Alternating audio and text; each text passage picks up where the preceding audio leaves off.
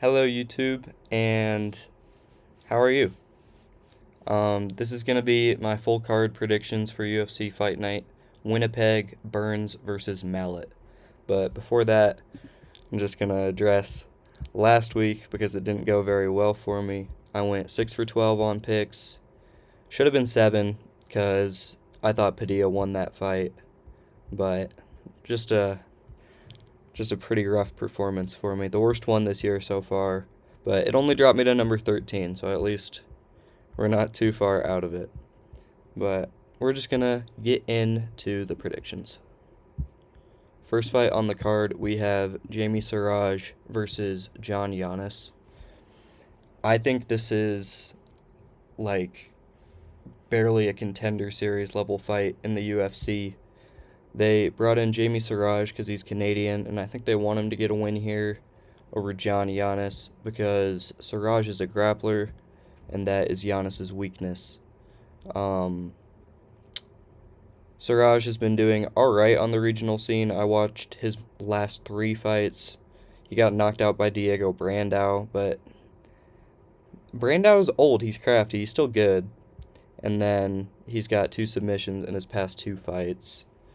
And Giannis has a submission loss, but before that, he was able to beat Nick Aguirre. I don't think Nick Aguirre is good at all. I watched that fight, and it wasn't really much. I do think Giannis's weakness is the grappling, and that Siraj should be able to take advantage of that. I do think that John Giannis has a big advantage on the feet, and Siraj is a slow starter, so I would not be shocked at all if John Giannis came out and knocked out Jamie Siraj in the first round, but I don't think that that's going to happen, and I'm going to pick Jamie Siraj to win by submission in round 2 of this fight because I just don't think John Giannis is that good at all. He got smoked by Austin Bashi, who proved that he isn't all that. I don't think Austin Bashi's very good, and he got smoked. So that's the breakdown for the first fight. I think Jamie Siraj is going to be able to submit him. But super low level fight. Don't bet on it. I hate that I even have to predict it. Next fight on the card, we have John Castaneda versus Mark Vologden. And Mark Vologden is coming off of that crazy fight, probably fight of the year last year on the Contender Series against Adrian Luna Martinetti, where he did lose. And I'll just say that I think Mark Vologden is a flyweight. I don't think he's a bantamweight. He's 5'3", 65-inch reach. He is a smaller man than Mitch Raposo, who's fighting at flyweight and is a small flyweight. So I just don't see Vologden having a lot of success here, despite 70% of people picking him. I've seen a lot of the videos that I watch breaking this card down, predicting John Castaneda, and I have to agree, because I just think that John Castaneda is a better fighter. He has a 6-inch reach advantage in this fight, and John Castaneda is able to beat bigger fighters, and this is about the first time and only time that he'll have a size advantage in the bantamweight division, because Mark Vologden is just too small. I'm going to pick John Castaneda to win this fight by decision because Mark Vologden proved in his Dana White Contender Series fight that he is not a very good grappler, and John Castaneda grapples very well. So I think John Castaneda will be comfortable on the feet and be able to out-wrestle Vologden to a unanimous decision win in this fight. I don't understand why 70% of people are predicting Vologden to win this fight. Next fight on the card, we have Mitch Raposo versus Alan Nascimento. And there's not a lot of fighters that I dislike in the UFC, but I don't like Mitch Raposo. And I did go back and watch tape. But both of these fights, he lost 30-27, and there were somehow split decisions in the UFC. He got smoked by Andre Lima, got smoked by Sumaderji, and then he was able to beat Azat Maxim, but that was a good stylistic matchup for him because Azat Maxim doesn't throw anything on the feet, or he didn't in that fight, and then he just wanted to grapple, and Mitch Raposo is a good wrestler, but that is where I think his weakness is in this fight, because if Mitch Raposo tries to grapple with Alan Nascimento, I think he'll get submitted, and I think Nascimento is higher output on the feet and will be smart enough to attack the lead leg of Mitch Raposo like Andre Lima did and be able to either outpoint him or submit him.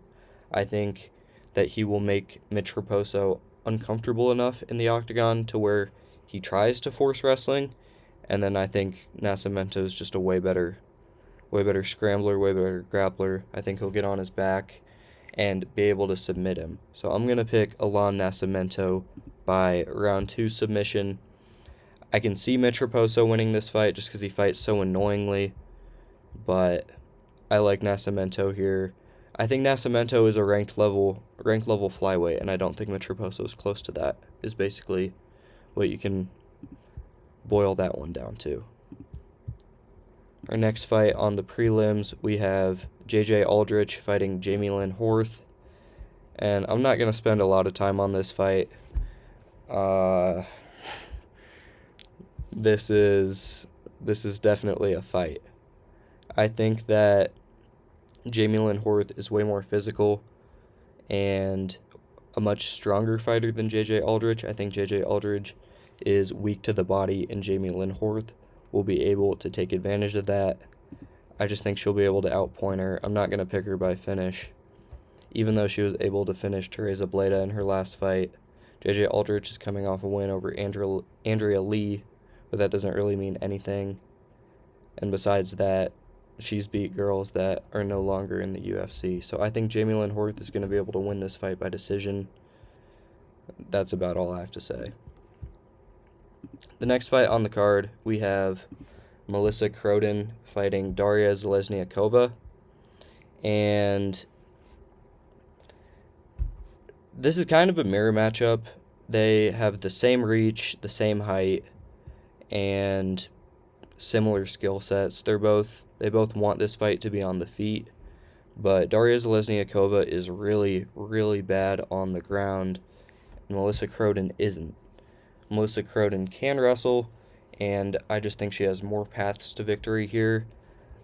I understand that she is slow and that she probably has a power disadvantage in this fight, but I just think she has a cardio advantage because upon watching tape, Daria Zalesniakova does not have very good cardio.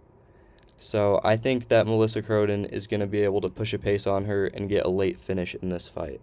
Round 3 knockout for Melissa Croden. I think this is a similar fight to the Tainara Lisboa fight, and she did very well in that one. I expect a similar performance here. Our next fight on the card, we have Tanner Boser making his return to the UFC versus UFC newcomer Gokhan Sarakam. And this fight is at heavyweight.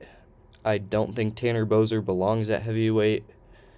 He can't wrestle at all, and that is Gokhan Sarakam's whole game plan. Gokhan Sarakam fought in Bellator for a long time and is 11-2 in his pro career. The way that he likes to win is to get guys down and win by ground and pound. And like I said before, I just don't think that Tanner Boser is capable enough of a wrestler to keep this fight on the feet. I think he has a power disadvantage. I think Gokhan Sarakam is going to be able to get this fight down early and win via round 1 knockout over Tanner Boser. And then featured prelim, this card is really bad. I'll just say that. I think this card is really bad. Featured prelim, we have Robert Valentin versus Julian LeBlanc. Robert Valentin is 0-3 in the UFC, but he had 2 good wins on The Ultimate Fighter, and both of the guys that he beat on The Ultimate Fighter I think are better than Julian LeBlanc. It is just the struggle of where is Robert Valentin's confidence at, and does he still have the same aspirations and drive that he did on the show. The UFC is giving him a 4th chance here against newcomer Julian LeBlanc, who is Canadian. I went and watched tape for this guy Julian LeBlanc, and he looks really, really unimpressive to me. He was losing this fight to Darian Weeks, who was a failed UFC prospect, until he landed a knee at the very end of the third round that made the doctor stop the fight. I don't even know if the cut was really big enough for that, but they stopped it anyways. And then this guy in his most recent fight, I just think Robert Valentine is much more dangerous. Julian LeBlanc's striking looked bad, and then he wins these fights on the ground usually, but I think Robert Valentine is better on the ground here. I don't think Julian LeBlanc will be able to get Robert Valentine down, and if anything, I see Robert Valentine using his judo to throw Julian LeBlanc. I'm not going to pick Julian LeBlanc in this fight, even though Robert Valentine's 0-3 in the UFC. I think he gets his first win here, and I think he's going to get it in brutal fashion. I think he's going to hurt Julian on the feet, fall him to the ground, and tee off on him there. I think Robert Valentine is going to get a knockout in this fight. I don't think Julian LeBlanc belongs in the UFC or anywhere close to the UFC. I think he would lose a fight on the Contender Series, and I don't think he would have made it through the Ultimate Fighter. So I just don't think he really belongs here at all, and I don't know what the UFC is doing by signing guys like Julian LeBlanc. Alright, our first fight on the main card, we have Marcio Barbosa making his UFC debut against Bazooka Joe, Dennis Bazooka. Marcio Barbosa, 17-2 in his professional career. 16 of his wins are by first-round finish. He is nasty on the feet. I watched all three of these fights in LFA. These were all great wins, all round one knockouts, and then he did the same thing against Damon Wilson on the Contender Series. I will admit that is not great competition, but some of these guys that he fought on the LFA were definitely good prospects, like Wellington Prado and even Gian Sartori.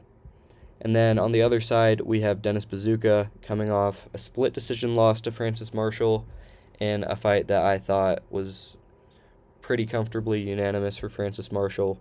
Before that, his lone UFC win came against Connor Matthews, who is really, really bad. Connor Matthews never belonged in the UFC, and I'm pretty sure he went 0-3 in the UFC, but that's Dennis Bazooka's win. And before that, he lost in about 50 seconds to Jamal Emmers.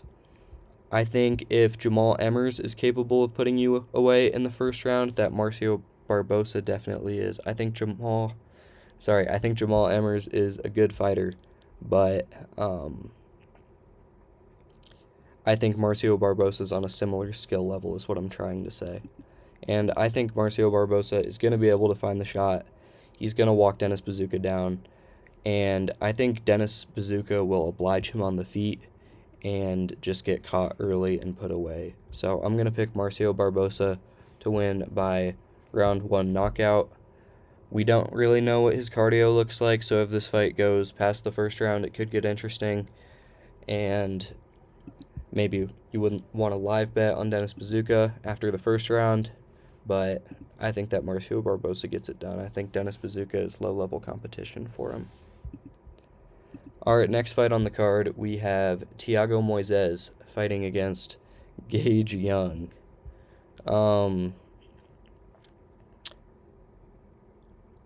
I don't really know where to start with this one. Thiago Moises is only 31 years old, but if you would have told me he was 36, I would believe you.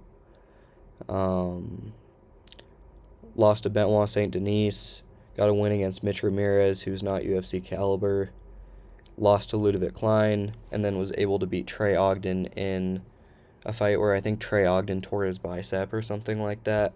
And then after that, he got smoked in a round by Jared Gordon. Jared Gordon knocked him out in the first round. I just think Thiago Moises has regressed a little bit. And Gage Young, where Thiago Moises holds an advantage in this fight is obviously in the jiu-jitsu. But Gage Young is a good wrestler, and I don't think Thiago Moises is really going to be able to get him down or keep him down in this fight. And Gage Young had that fight against Quillen Salkild on the Contender Series that he went the distance with Quillen Salkild. I think Gage Young even took a round off of Quillen Salkild in that fight. That was This aged pretty well. It was a good performance for Gage Young. Went back to the regional scene and got a win, and then lost to Evan Elder on short notice, who I think is very good and maybe ranked one day. I'm very high on Evan Elder. And this was a scrap. Despite Evan Elder winning probably 30-27, this was a good fight. And then after that, Gage went to fight in China and beat Mahashate in his home country. That was a good performance for Gage Young. I picked him to get it done there, and I'm going to pick him again here because I just think that Gage Young is the fresher fighter here. They're the same height, they have the same reach. I just think that Gage Young is going to be able to apply pressure, apply volume to Thiago Moises, and keep this fight standing and kind of just put a pace on Thiago Moises. I'm going to pick Gage Young to win by decision because I don't think he has a ton of real knockout power. But, yeah, this is not my least confident pick on the card. I actually like Gage Young here quite a bit. This could be proven to be a stupid pick. It could just be Thiago Moises is much higher level. But that first round loss to Jared Gordon and this kind of stinky fight against Trey Ogden don't really impress me. So I'm going to pick Gage Young here to win by decision, unanimous. Next fight on the card, we have Jasmine Jasdavicius taking on Karine Silva. And Jasmine Jasdavicius is a pretty big favorite in this fight, minus 320 you see here. Coming off that first round knockout loss to Manon Fiorot, but before that, an impressive round 1 submission over Jessica Andrade, a win over Mara Buena Silva, and a win over Ariane Lipski. On the other hand, we have Karine Silva, who also beat Ariane Lipski, then lost to Viviane Araújo. I thought she lost this fight to Dione Barbosa, and then lost this fight to Macy Barber. So I think that Karine Silva should be on a 3-fight losing streak right now, and I do rate Jasmine Jasdavicius. I think she's a better wrestler. I don't think Karine Silva possesses enough danger on the feet to really hurt her in this fight. So this is one of my more confident picks on the card. I'm going to pick Jasmine Jasdavicius to get this fight done by decision because I do think that Karine Silva is a good enough grappler to not get submitted, but I don't think she's good enough to not get taken down or controlled. Alright, featured fight on the card, we have Mandel Nalo taking on Jai Herbert. And it says Mango here for Mandel Nalo's nickname. But real ones know that this guy's name is Rat Garbage. And Rat Garbage is coming into the UFC at 36 years old, almost 37, after an impressive performance on Dana White's Contender Series in the fall, where he was able to knock out Samuel Silva in the first round. And then on the other side, we have Jai Herbert, who is 2-2-1 in his last 5 fights. He beat Kyle Nelson by decision, went to a draw with Ludovic Klein, lost to Fares Ziam, beat Bedoya, and then lost to Padilla. I thought this fight was unanimous to Padilla. I just was unimpressed by Jai Herbert's lack of urgency in this fight and lack of output in general. I'm not sure if Mandel Nalo is going to be able to get the first round finish here because I think most, if not all, of his wins are by first round finish. But I am going to pick that because, I don't know, I just really like Mandel Nalo in this fight. He matches up well against Jai Herbert. Jai Herbert 6'1" at lightweight, Mandel Nalo 6 feet tall. Only has a 2-inch reach disadvantage, and Mandel Nalo manages his range so well that I don't think it will really be a disadvantage in this fight. I think he will be able to find Jai Herbert and hurt him. Padilla was able to hurt him in the 3rd round with an elbow. I think Nalo is a better striker than Padilla, just pure striking, and will be able to put away Jai Herbert with his slick combinations and sneaky power. I like Nalo here to win by round 1 knockout, but I can also see him winning a decision based on round 1 and 2. Alright, for the co-main event of this card, we have Kyler Phillips fighting Charles Jourdain. And I don't think Kyler Phillips is ranked in the UFC right now. I checked the rankings this morning, and We can actually check right now. I don't think that Kyler Phillips is ranked, but we're going to look. No, Kyler Phillips is not ranked. Kyler Phillips coming off of 2 losses, the first one to Rob Font, and then more recently to Vinicius Oliveira. And then Charles Jourdain's coming off of 2 wins since moving down to bantamweight. Get this off my screen. Against Victor Henry, and then crafty craftsman Davy Grant. Before that, he lost to John Silva and a split decision to Sean Woodson. But I think these 2 fights are what we really need to look at for Jourdain, because that's what's at bantamweight.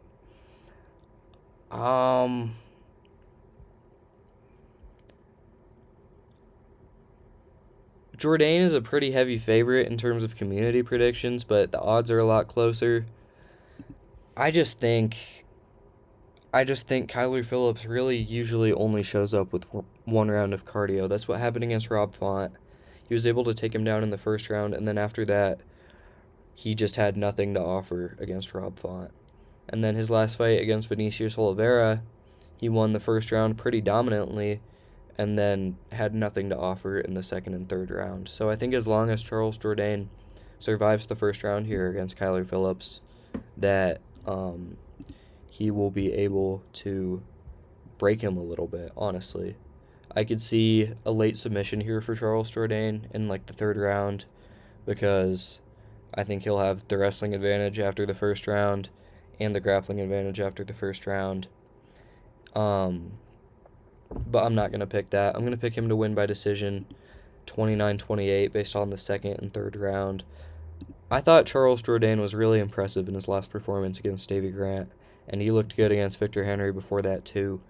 And these wins against Raoni Barcelos and Pedro Munoz for Kyler Phillips, those aren't bad. Like, those aren't anything to completely disregard, but I just like Jourdain here. I think Davy Grant would give Kyler Phillips a really tough fight at the time that he fought Charles Jourdain. Maybe not so much anymore, because Charles Jourdain hit him with that nasty flying knee and then submitted him in a guillotine when he was already 90% out. But I like Charles Jourdain here to win in Canada, and I think if it's a close fight, it'll go to Charles Jourdain because it's in Canada.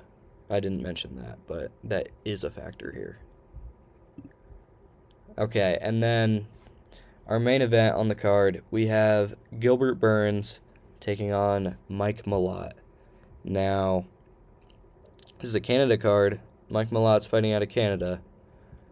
I think the UFC wants Mike Malott to win, pretty obviously. He's a minus 600 favorite here. And Gilbert Burns is coming off of 4 losses in a row, coming off of a round 1 knockout loss to Michael Morales. Before that, a dominant decision loss across 5 rounds to Sean Brady. He got outstruck by Sean Brady in this fight. And then before that, he was doing good against Jack Della Maddalena, and then he just took so much damage in this knockout loss. I don't think it's been the same since. I think that Burns, before this fight, and before all this, is a better fighter than Mike Malott. I think he has a better skill set than Mike Malott. I think he was once a better grappler than Mike Malott. I just think that Mike Malott is way ahead on the feet here. I think he's going to be much faster. I think he's going to be much more dangerous. And I am going to pick Mike Malott to finish Gilbert Burns in the second round of this fight.